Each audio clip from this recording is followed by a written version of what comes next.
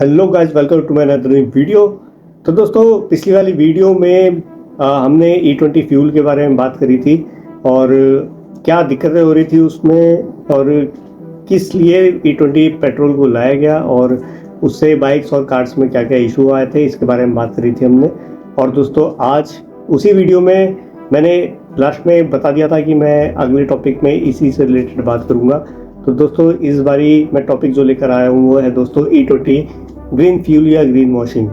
ये बेसिकली दोस्तों ये मेघालय का पॉल्यूशन मिस्ट्री को लेके मैंने बनाई है वीडियो और इसके बारे में थोड़ी सी हम बात करेंगे। तो दोस्तों चलो वीडियो स्टार्ट करते हैं। एक तरफ तो गवर्नमेंट कहती है दोस्तों कि एथेनॉल जो है वो इंडिया का फ्यूचर फ्यूल है, क्लीन फ्यूल है और ग्रीन फ्यूल है। तो ये तीन चीज़ें आप तो याद रखना, फ्यूचर फ्यूल, ग्रीन फ्यूल और क्लीनर फ्यूल। लेकिन दूसरी तरफ भी है दोस्तों, हर सिक्के के दो पहलू होता है। इंडिया का सबसे ग्रीन और बायोडाइवर्सिटी रिच स्टेट जो कि मेघालय है, आज के टाइम पे वो सबसे ज़्यादा हेडलाइन पे हमें दिख रहा है, न्यूज़पेपर, मीडिया, हर जगह। वो इसलिए भी है दोस्तों क्योंकि E20 जो है वो बहुत सिग्निफिकेंटली कनेक्टेड है मेघालय से। लोकल्स का कहना है जो नए इंडस्ट्री लगे हैं तो वो एक्चुअली क्या है, वो एनवायरनमेंट को डिस्ट्रॉय कर रहे हैं, ठीक है, ख़त्म ही कर रहे हैं एक तरह से। गवर्नमेंट का कहना है कि ये सब एनवायरनमेंट नॉर्म को लेके पूरी रिसर्च की गई है और उनको फॉलो किया गया है जितने भी नॉर्म्स हैं। तो बेसिकली क्या है, हमें ये देखना है कि इन दोनों बातों में सच्चाई क्या है। क्या E20 पॉलिसी है दोस्तों, क्या वो इंडिया को पॉल्यूशन फ्री बनाएगी या फिर ग्रीन फ्यूल के नाम पे हमें नेचर को सेक्रीफाइस करना पड़ेगा। आज हम किसी की साइड नहीं लेंगे दोस्तों, सिर्फ फैक्ट देखेंगे। सबसे पहले समझते हैं दोस्तों कि E20 एक्चुअली है क्या। बहुत सारे लोगों का सोचना है इथेनॉल जो है, E20 पेट्रोल जो है, मतलब पेट्रोल का रिप्लेसमेंट है।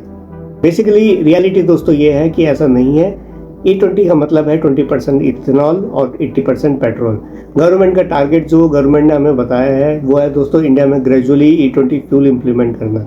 ग्रेजुअली, ड्रास्टिकली नहीं, पर यहाँ पर आपको पता है थोड़ा ड्रास्टिकली हुआ है। ये गवर्नमेंट भी नकार नहीं सकती इस बात को। इंडिया हर साल लाखों करोड़ों रुपए क्रूड ऑयल पे खर्च करती है, तो वो जो ऑयल इंपोर्ट जो बिल है उसको कम करने के लिए ये E20 पेट्रोल लाया गया। और इनका एक और पॉइंट था गवर्नमेंट का कि भाई फार्मर को एडिशनल इनकम देना, क्योंकि एक तरफ में जो गन्ना बिक जाता है मार्केट में, दूसरी तरफ जो गन्ना बचता है उससे भी उनकी इनकम हो जाए। और E20 पेट्रोल से ये है उनका कि जो कार्बन एमिशन है वो रिड्यूस करना है, कम करना है।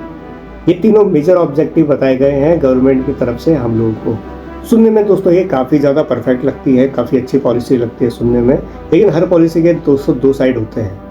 अभी जो न्यूज़ हेडलाइन चल रही है दोस्तों, पिछले कुछ महीनों में मेघालय और असम बॉर्डर पे एक नाम बार बार हेडलाइन पे आया है और वो है ब्रेनिहाथ। ब्रेनिहाथ मेघालय और असम बॉर्डर पे एक जगह है जहाँ पर ये E20 फैक्ट्रीज लगाई गई है, E20 प्रोड्यूस करने की फैक्ट्री। इसीलिए ये इतना ज़्यादा न्यूज़ पे आ रही है दोस्तों।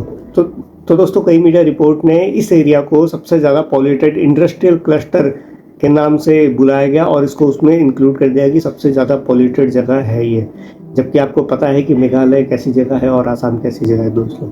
सोशल मीडिया में बहुत सारी वीडियोस वायरल हुए। एक जो यूट्यूबर है उन्होंने रिसर्च भी करी है इस पर, बहुत अच्छी वीडियो बनाई है, जो सच है उसको सामने लाया गया है। और वहाँ पर दिखाया गया है कि लोग मास्क पहने हुए हैं, काला धुआं आ रहा है फैक्ट्री से, डस्ट पेड़ों पे जमा हो रखी, और लोकल्स के इंटरव्यू भी लिए गए हैं। कुछ लोगों ने जो इंडस्ट्री है उसी को ब्लेम करा कि भाई इसकी वजह से हमें कैंसर जैसी बीमारियां भी हुई हैं और बाकी चीज़ें जो बीमारियां हैं स्किन से रिलेटेड वो हुई हैं। पॉल्यूशन कंट्रोल इक्विपमेंट ऑपरेशनल बताए गए हैं, पर ये किसी को नहीं पता कि वो ऑपरेशनल है या नहीं है। गवर्नमेंट एजेंसी का कहना है दोस्तों कि सिर्फ एक इथेनॉल प्लांट को पॉल्यूशन का रिस्पॉन्सिबल नहीं कहना चाहिए।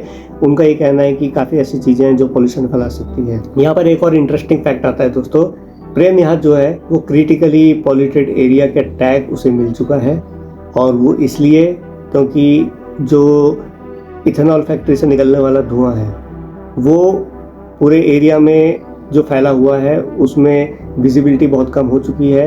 हवा में एक बहुत ख़राब गंदी सी स्मेल है, प्लस पेड़ों में एक लेयर जम गई है ब्राउन कलर की, पता नहीं कैसी ब्राउन कलर की क्या है, और वो एक तरह से देखा जाए तो वो किसी ना किसी एक लेवल पे जो हमारा नेचर है उसे नष्ट कर दिया दोस्तों। मेन पॉइंट आता है दोस्तों, तो अगर पॉल्यूशन गवर्नमेंट के मुताबिक अगर यहाँ से पॉल्यूशन नहीं हो रहा है तो पॉल्यूशन आ कहाँ से रहा है। इसका ये सबसे इंपॉर्टेंट क्वेश्चन है दोस्तों। एक्सपर्ट के अकॉर्डिंग अगर मैं बोलूँ तो ब्रेनआर्थ जगह है वो सिर्फ उसमें एक इंडस्ट्री नहीं है, यहाँ पर स्टील फैक्ट्री भी है दोस्तों, सीमेंट यूनिट्स भी हैं, डिस्टिलरी भी है, केमिकल इंडस्ट्री भी है, बिग जो आप बोलते हैं जो जहाँ पर ईंटें बनती हैं वहाँ वो भी है, स्टोन क्रशर भी है, हैवी ट्रांसपोर्ट ट्रक भी चलते हैं यहाँ पे और सब ऑपरेट करते हैं यहाँ पे। तो ये बोला जा रहा है कि जो पॉल्यूशन हो रहा है वो सिर्फ इथेनॉल फैक्ट्री से नहीं हो रहा है, यहाँ पर बहुत सारी सी चीज़ें हैं, बहुत सारी इंडस्ट्री हैं, बहुत सारी डिस्टिलरीज हैं जिससे पॉल्यूशन फैल रहा है। यहाँ पर किसी एक फैक्ट्री को रिस्पॉन्सिबल बोलना साइंटिफिक इन्वेस्टिगेशन के बिना पॉसिबल नहीं है। यहाँ पर हर किसी को इन्वेस्टिगेट करना पड़ेगा, यहाँ पर हर किसी के ऊपर रिसर्च करनी पड़ेगी कि कहाँ से कितना पॉल्यूशन फैल रहा है और किस तरीके से फैल रहा है दोस्तों। लेकिन लोगों का क्या कहना है, यह है दूसरा साइड, जो लोकल का साइड है वो अब बताता हूँ। ये भी इक्वली उतना ही इंपॉर्टेंट है जितना कि इथेनॉल फैक्ट्री से निकलने वाला पॉल्यूशन या गंदगी, जो भी मैं बोलूँ उसे। कई विलेजर्स का कहना है, जो वहाँ के गांव वाले हैं, रहने वाले हैं, पिछले कई सालों में हवा की क्वालिटी चेंज हुई है जब से इथेनॉल फैक्ट्री लगी है। डस्ट डिपोजिशन बढ़ा है पेड़ों पे, घरों पे, आसपास के एरिया में, और रेस्पिरेटरी प्रॉब्लम भी इंक्रीज हुई है दोस्तों वहाँ पर एग्रीकल्चर भी करते हैं लोग, तो एग्रीकल्चर पर भी बहुत ही ख़राब इफेक्ट पड़ा है। कुछ लोग ग्राउंड वाटर को कॉन्टेमिनेटेड बोल चुके हैं कि ये अब ख़राब हो चुका है, पानी कॉन्टेमिनेटेड हो गया है, और ये बहुत बड़ा कंसर्न है वहाँ के लिए। अगर पानी ख़राब तो सारी चीज़ें ख़राब। ऐसी बात नहीं है दोस्तों कि जो गवर्नमेंट हमारी वो बेवकूफ़ है या फिर दिमाग से हिली हुई है, ऐसी बात भी नहीं है, क्योंकि इसका भी एक एनवायरनमेंट साइड है। क्योंकि बहुत सारे जो लोग बैठ के जो पूरा ब्लूप्रिंट बनाते हैं तो काफ़ी चीज़ें ध्यान रखते हैं, उसमें एनवायरनमेंट भी रहता है, आसपास के लोग भी रहते हैं, काफ़ी चीज़ें रहते हैं। पर हाँ देखिए, इन चीज़ों में जो अगर मैं इथेनॉल फैक्ट्री की बात करूं तो इसमें दोस्तों जो लिक्विड डिस्चार्ज सिस्टम है वो ज़ीरो है इनके हिसाब से, ठीक है। एफ्लुएंट इनका जो ट्रीटमेंट प्लांट है वो बिल्कुल भी पॉल्यूशन ना के बराबर कर रहा है इनकी तरफ से, ठीक है। एमिशन उनका कंट्रोल्ड है, ठीक है। पर हाँ एक चीज़ है, इन्होंने जितनी भी पॉलिसी बनाई है उसमें जितने भी लिमिट्स लगाने थे उन्होंने लगाई है उनके हिसाब से। पर बात ये नहीं होती, सारी कंपनी सारी फैक्ट्रीज यही लेके चीज़ें चलती हैं कि भाई हमने ये चीज़ कर ली, हमने ये लिमिट्स लगा दी, हमने ये सेफ्टी कंसर्न रखे हुए, हमने ये ऐसे चीज़ें कर रखे जो भी। पर बेसिकली दोस्तों मैं आपको एक पॉइंट बताऊं, इसमें दिक्कत ये है कि अगर मेंटेनेंस वीक हो गई या मॉनिटरिंग वीक हो गई या जो रूल्स हैं वो फॉलो नहीं किए गए, तो waste water control, smell, boiler emission और सॉलिड वेस्ट जो है वो एनवायरनमेंट को बहुत ख़राब तरीके से प्रॉब्लमेटिक बना सकती है, जिसे संभालना बड़ा मुश्किल हो जाएगा गवर्नमेंट के लिए भी। तो बेसिकली क्या है कि अगर फैक्ट्री डाली गई है तो हमें ये सारी चीज़ें जो भी मेंटेनेंस, मॉनिटरिंग या रूल्स हैं उनको प्रॉपरली इन लोगों को फॉलो करना पड़ेगा। नहीं तो अगर नहीं किया तो बहुत ज़्यादा ख़राब हो जाएगा मेघालय। तो मेघालय ख़राब हुआ मतलब इकोलॉजिकल बैलेंस बिगड़ा वहाँ का, क्योंकि आपने देखा है जहाँ जहाँ पर फैक्ट्रीज लगी हैं, जहाँ जहाँ पर गर्मी ज़्यादा हुई है वहाँ पर बारिश ना के बराबर होने लगी है दोस्तों। और जहाँ जहाँ पर एनवायरनमेंट अभी भी ठीक है वहाँ पर अभी भी बारिश हो जाती है, थोड़ा सा गर्मी होती है बारिश, थोड़ा सा गर्मी होती है बारिश।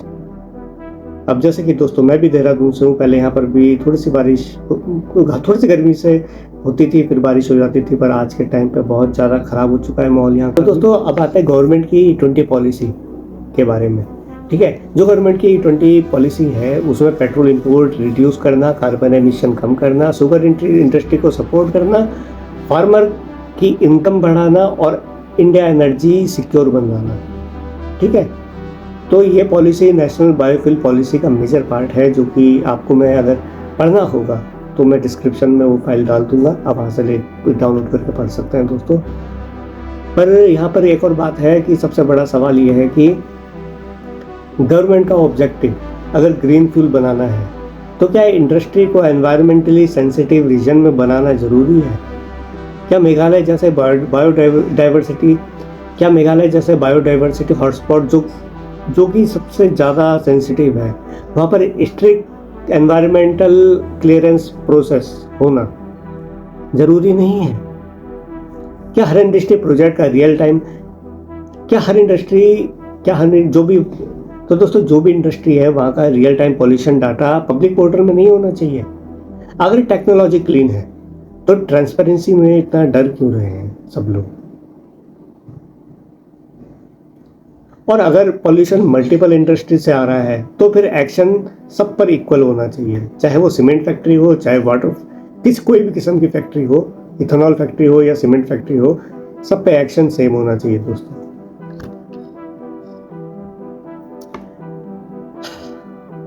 तो दोस्तों इस वीडियो को मैं यहीं पर करता हूँ ख़त्म और एंडिंग करता हूँ दोस्तों। तो दोस्तों आप लोगों से एक और बात कहनी है। तो दोस्तों मेन बात यह है कि डेवलपमेंट जो है वो भी ज़रूरी है, एनर्जी सिक्योरिटी भी ज़रूरी है, फार्मर की इनकम भी ज़रूरी है, लेकिन जंगल भी ज़रूरी है दोस्तों, नदियाँ भी ज़रूरी है, फ्रेश एयर भी ज़रूरी है, और मेघालय जैसे प्राइसलेस नेचुरल हेरिटेज को प्रोटेक्ट करना भी उतना ही ज़रूरी है। ग्रीन फ्यूल का असली मतलब दोस्तों क्लीन पेट्रोल नहीं है, बल्कि क्लीन पॉलिसी भी है, क्लीनर इंडस्ट्री भी है और क्लीनर गवर्नमेंट भी है। अब फैसला आप कीजिए दोस्तों कि E20 इंडिया का फ्यूचर फ्यूल है या फिर इम्प्लीमेंटेशन में अभी भी बहुत कुछ इंप्रूव करना बाकी है। कमेंट सेक्शन में अपना ओपिनियन जरूर लिखिए। अगर आपको मेरी इन्वेस्टिगेशन दोस्तों इन्फॉर्मेटिव लगी तो वीडियो को लाइक करें और मेरे चैनल को सब्सक्राइब करें दोस्तों, और अपने दोस्तों के साथ भी शेयर कर दें। मिलते हैं अगले वीडियो में एक नए टॉपिक के साथ, तब तक के लिए टाटा बाय बाय।